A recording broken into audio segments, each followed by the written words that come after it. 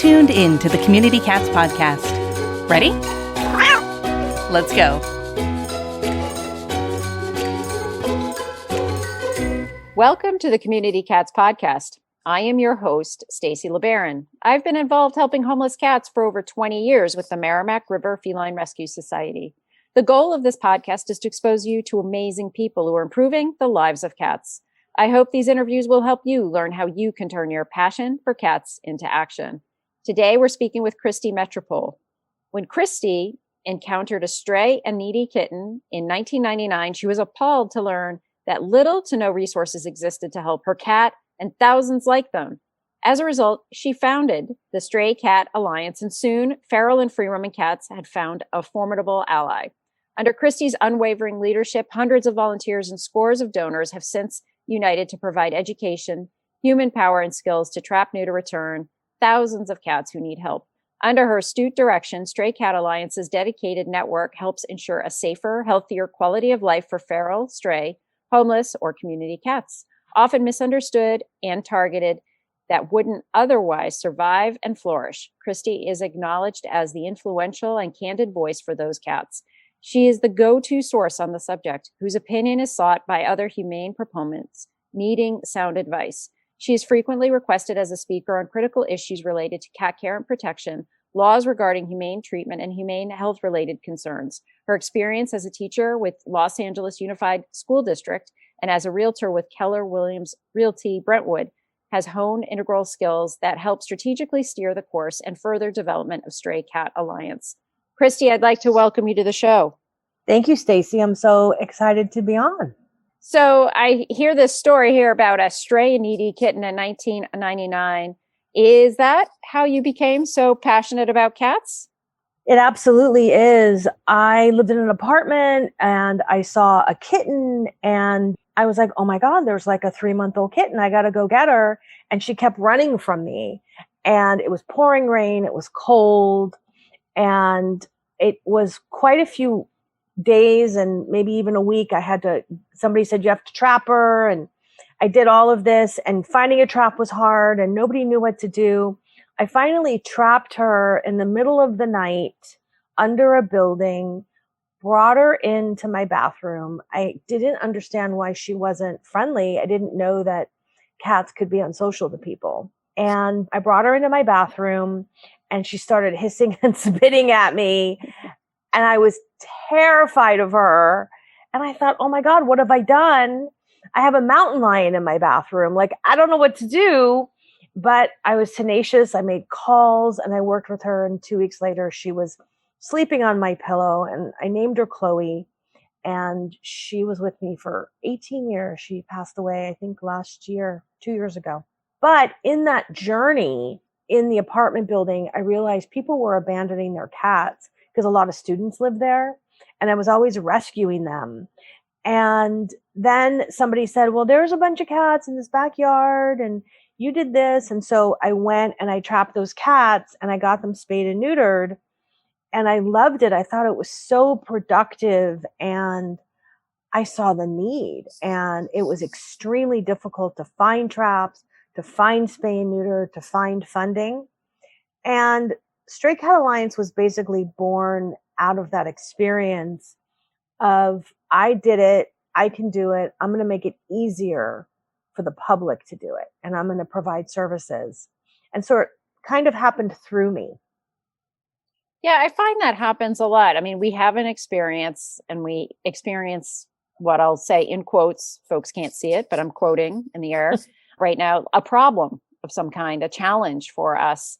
And we say, well, I'm going to take care of this situation, but I want to make sure no one else is going to see this situation happen again. For me, it was a dumpster full of 30 to 35 kittens that were, we had runny, goopy eyes, and like all the adult cats were off in the woods, looking at me, checking out this dumpster full of all these kittens with smashed beer bottles and all this other stuff. And I'm like, yeah, no, we're not going to do this one ever again. This is not right. This is not happening again. And right. We have these experiences that change our behavior. And we also want to create a ripple effect because we don't want someone else to have to experience that level of frustration or the struggle or the worry. I mean, there's enough worries out there in animal welfare than to worry about how am I going to access a trap to do TNR, or how am I going to try and afford to pay for spay neuter services. There, we need to have some help there. And Right. so, we have these moments.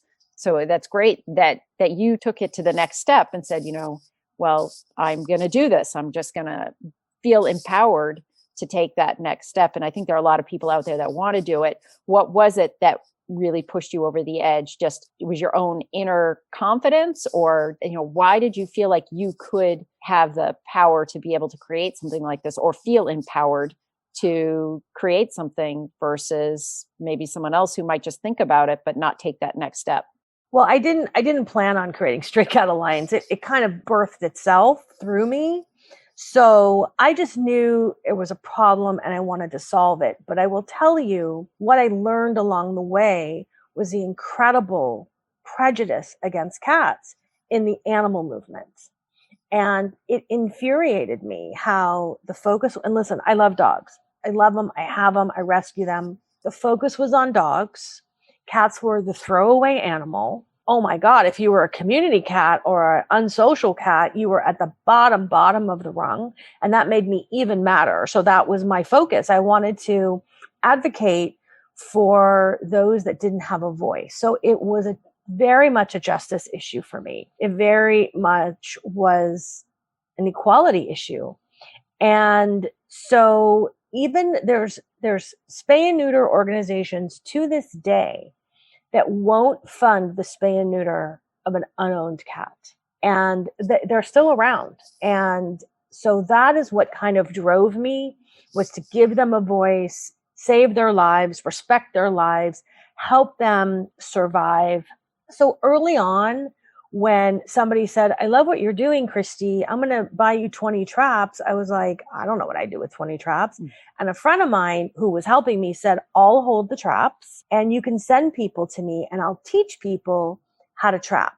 And that's how, the next stage was born, which was me duplicating the work through others and making it easy to find a trap and easy to find funding, or easier to find spay and neuter, and streamlining these processes, which I knew was going to help solve the problem. Now, I will tell you, I didn't understand how many cats there really are in the world.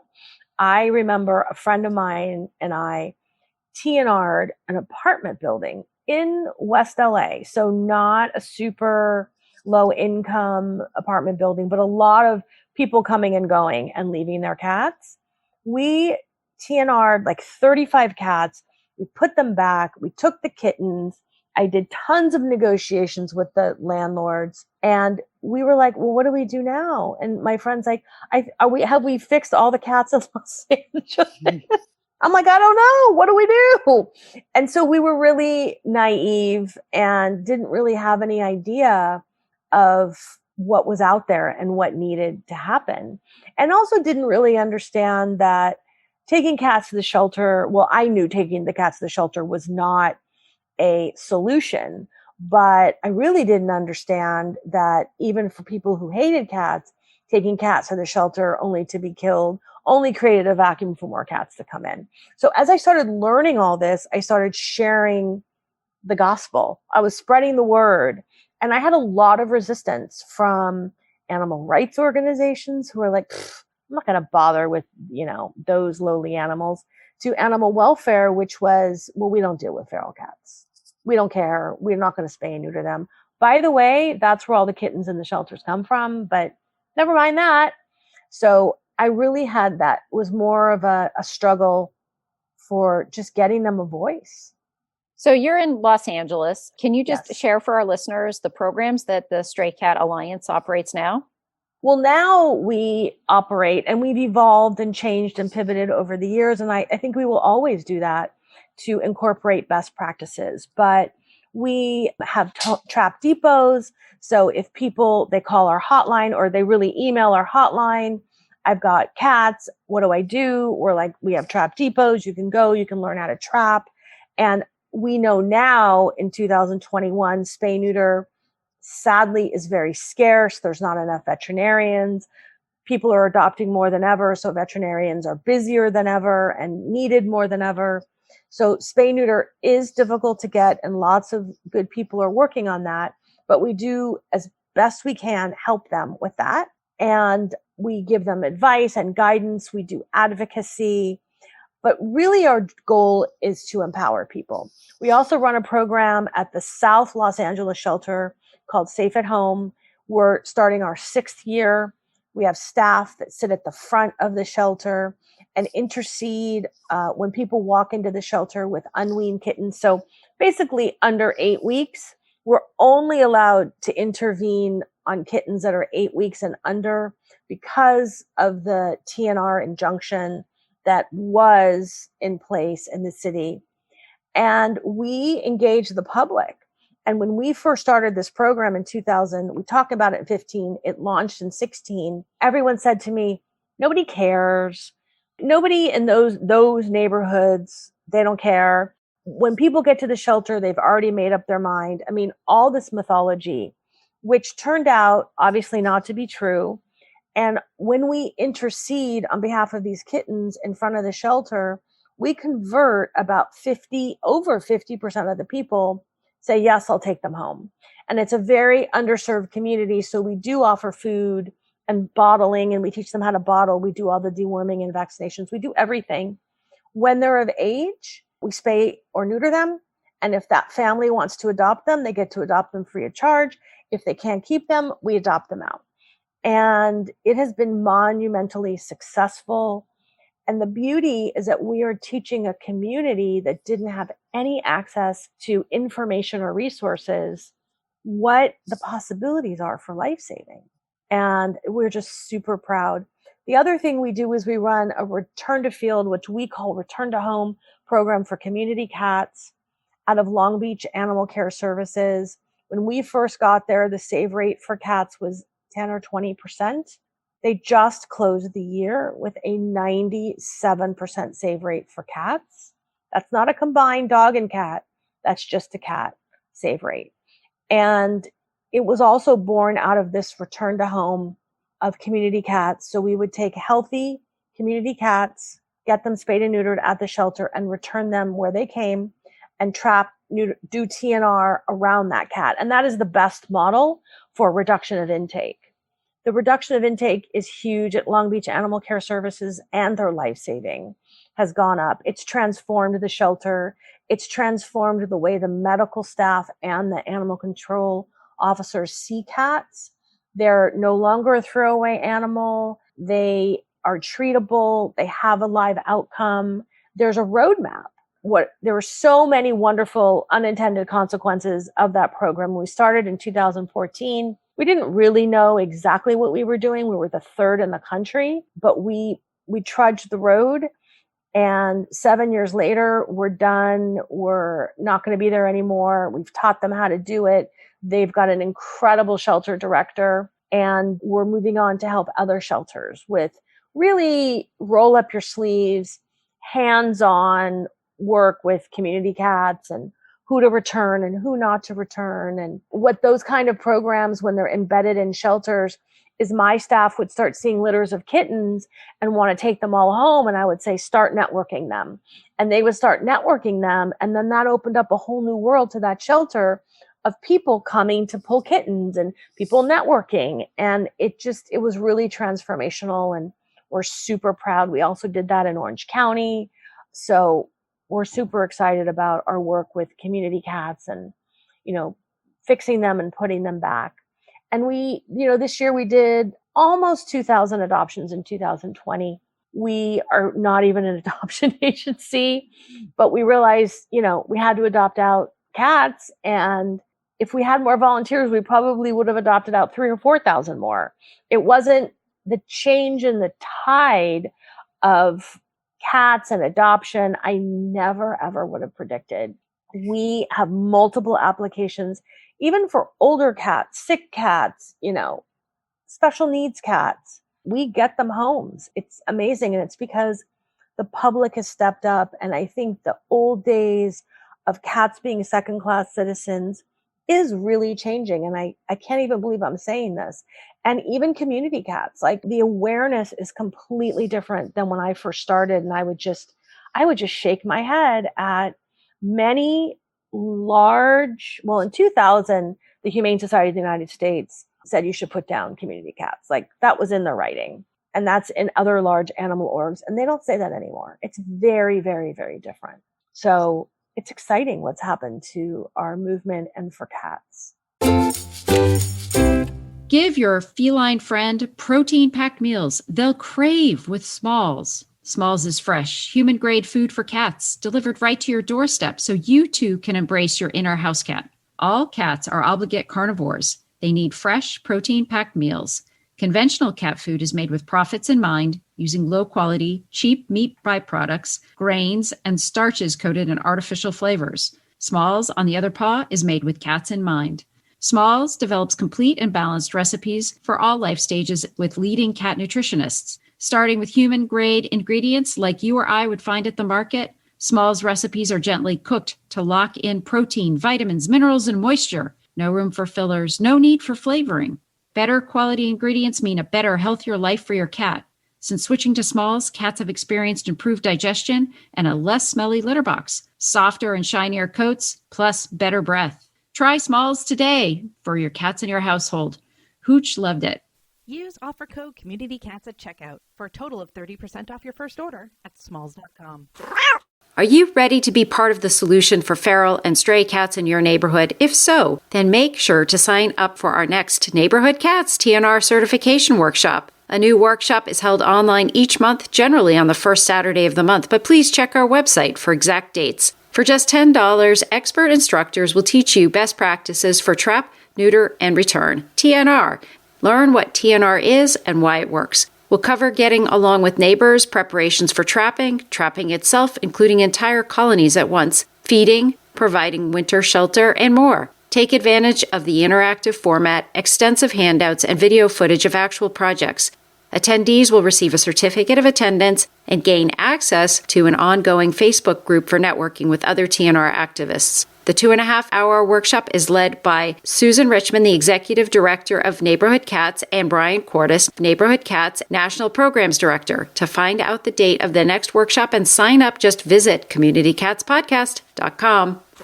As we emerge from the global pandemic of COVID, fostering is emerging as the new normal in the animal welfare industry. But shelter management software doesn't provide the tools or the workflows for communicating with fosters at scale, so many organizations struggle to maintain hundreds of animals in foster homes. If only there was a system that was custom-built specifically to solve this problem. Introducing Foster Space, powered by our friends at Dubert. Foster Space was custom-built to allow you to manage hundreds of foster relationships and to communicate with them via text, email, and even Facebook Messenger. Your fosters have a portal where they can upload videos and photos and updates on their animals, and organizations can schedule fosters for meet and greets, adoption days, or anything else they need. There's so much more to check out. Sign up for free at www.dubert.com and go to the Foster Space tab to get started. Let's talk a little bit about LA and what's been going on in LA for the last several years with regards to their policies around community cats and what your involvement has been during that time frame. So in 2010, an injunction was handed down on the city of Los Angeles, and only the city of Los Angeles, not the county, not other cities, that said that the city could not participate in trap, neuter, return. It didn't say individual groups and individual people couldn't participate. It said the city couldn't, and the city couldn't promote it nor pay for it. But really what it did was it created a gag order. So prior to 2010, the shelter would send people to us and we would counsel people on TNR, on feeding cats, on all of these things. And when the injunction was handed down, that all stopped.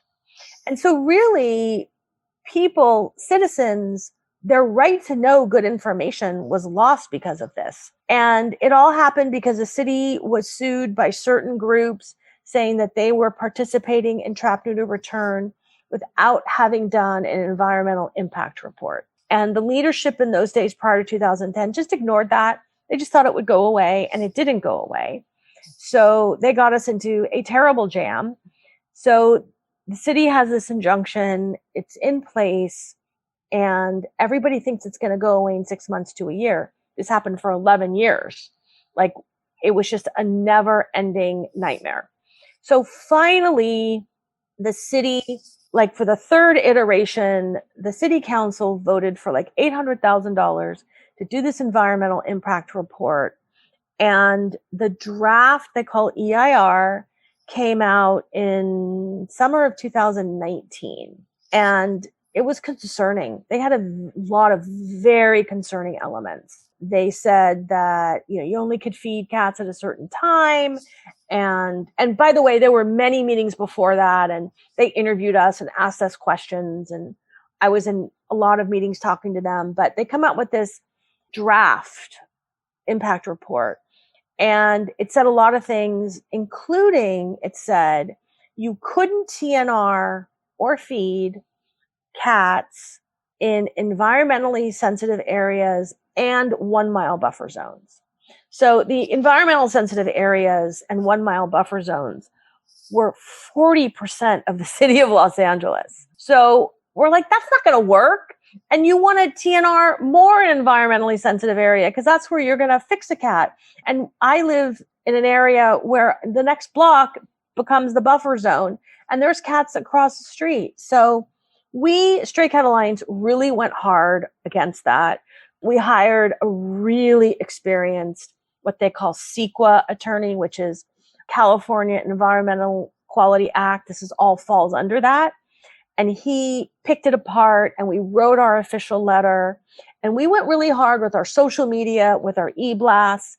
And we had very specific things that we wanted the public to say. And a lot of people poo-pooed me and they're like, oh, Christi, don't make a big sting because it'll take longer for the EIR to get through the process. And they have to read every letter and every email and they have to answer everybody. And I'm like, no, this is our chance to make a stink and say, no, we're not going to accept this. It's not doable to take 40% of the city of Los Angeles off the table. So we went pretty hard, maybe harder than other organizations. I mean, everybody agreed, but it was the tactics.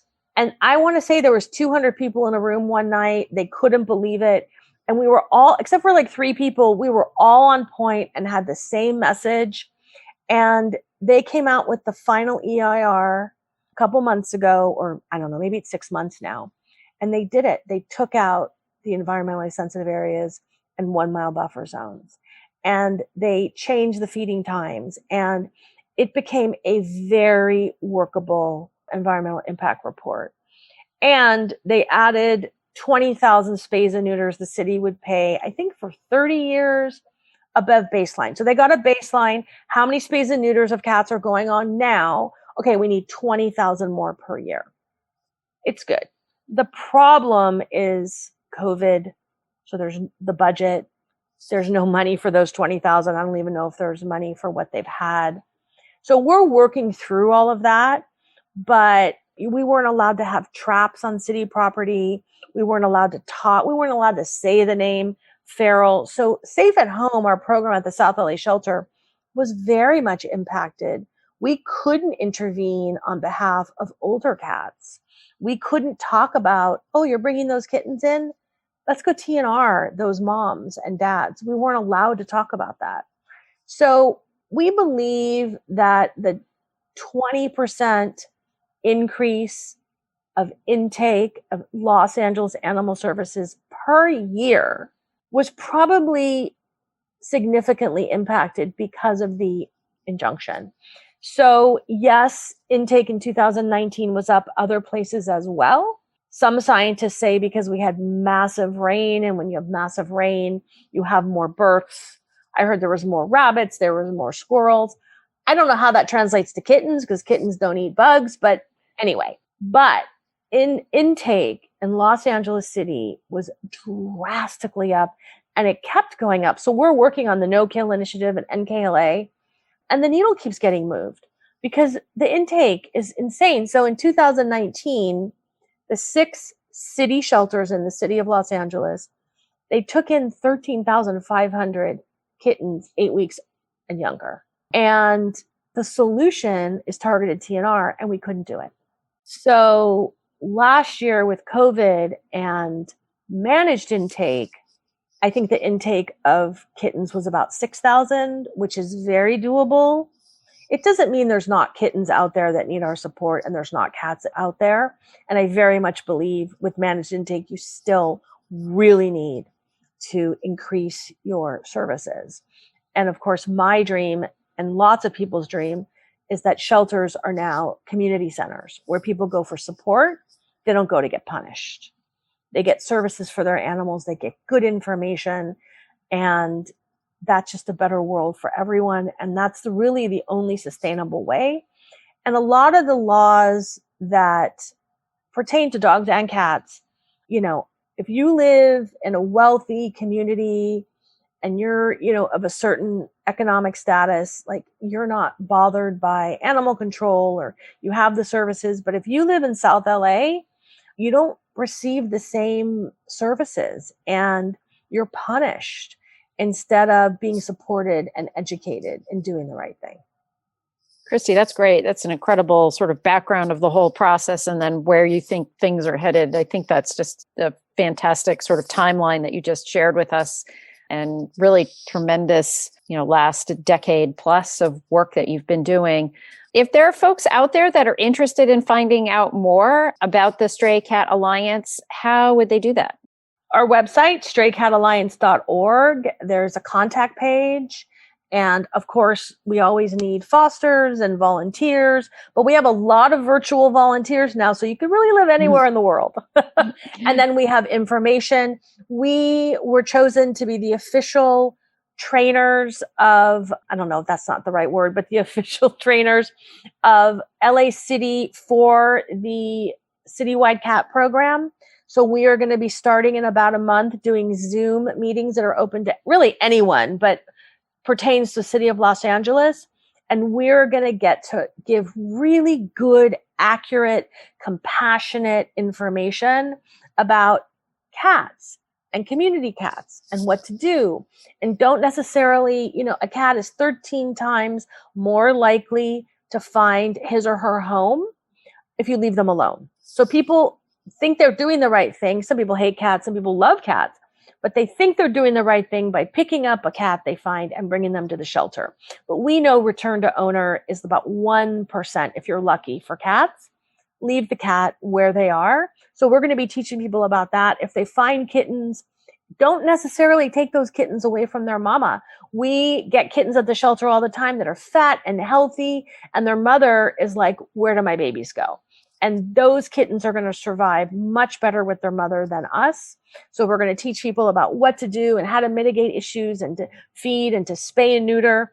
So we're very lucky in those trainings. We'll be on our website very soon, and we'll be open to questions. And we're going to be really gathering resources for, residents in Los Angeles. Christi, is there anything else you'd like to share with our listeners today? Wherever you see a cat, get involved. They need your support, whether it's feeding or spay and neuter. Go to our website and we will help you as best we can. Christi, thank you so much for agreeing to be a guest on my show. And I hope we'll have you on again in the future. Absolutely. That's it for this week. Please head over to Apple Podcasts and leave a review. We love to hear what you think, and a 5-star review really helps others find the show. You can also join the conversation with listeners, cat caretakers, and me on Facebook and Instagram. And don't forget to hit follow or subscribe on Spotify, Apple Podcasts, Google Podcasts, YouTube, Stitcher, or wherever you listen to podcasts so you don't miss a single show. Thanks for listening, and thank you for everything that you do to help create a safe and healthy world for cats. The Community Cats podcast would like to shout out a few of our online event sponsors. Did you attend the United Spay Alliance conference in March? The incredible content and educational opportunity were brought to you in part by Marion's Dream and Humane Network. If you or your organization would like to sponsor content that you care about and that saves feline lives, go to communitycatspodcast.com/sponsor and learn more about how you can turn your passion for cats into action.